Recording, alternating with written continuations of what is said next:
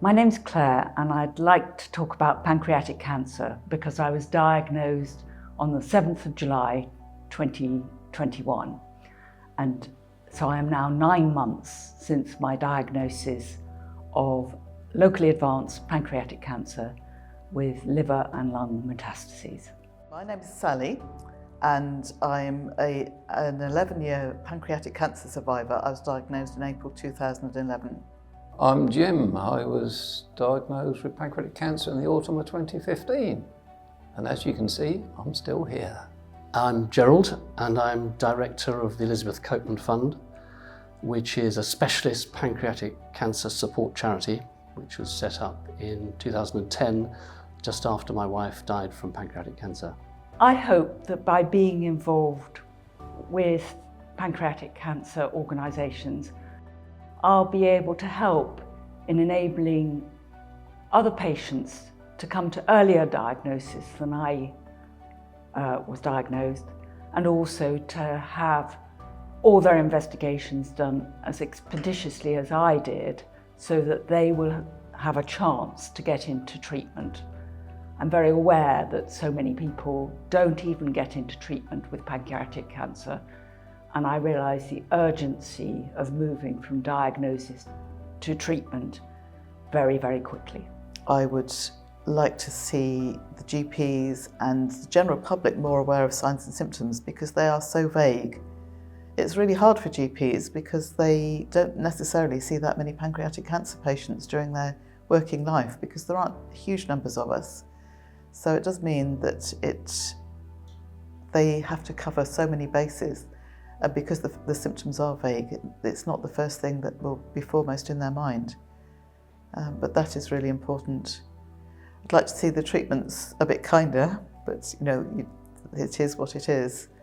I think the fact that surgery is now is becoming more laparoscopic is much better. And I would like to see more routine referral to other healthcare professionals. Earlier diagnosis, I'm lucky. Yeah, people need to be more aware of the issues, the symptoms, and as same with sort of GP surgeries, they need to sort of flag up really things aren't right, question mark, pancreatic cancer, because let's face it, the sooner it's diagnosed, the better the options. Earlier diagnosis doesn't mean that we catch the disease in time, and we know that's the case. So there are some signs of improvement, but it's slow, and the 5-year survival rate for pancreatic cancer is very low.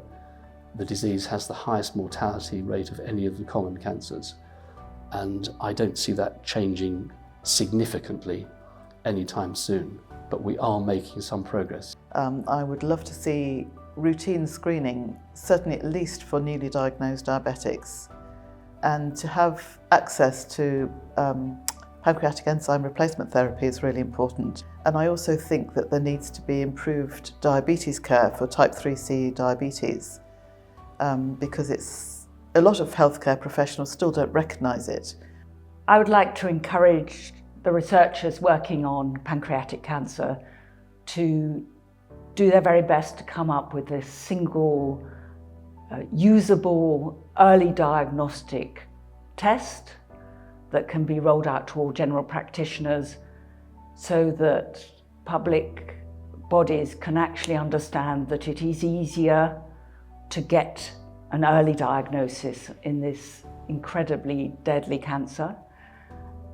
And for the clinical teams, I would like to encourage you to recognise the urgency for patients of getting all their investigations done and getting into treatment as early as possible. I'd like to say to the researchers, please carry on doing what you're doing. Think outside the box, I know you are, and just leave no stone unturned. And obviously we all need to be lobbying the government and research agencies for more funding because that is so important. Keep doing what you're doing. Yeah, I'm a lucky one. Yeah, I know you're doing some good work out there. Please keep working hard at this and try to come up with something which gives us all a better chance. And to the oncologists, and I would say please be as positive as you can. I know we all have to be realistic and that there may be no hope of long-term survival for patients, but they still have to live with their cancer. And there is something to be lived for every day if we can.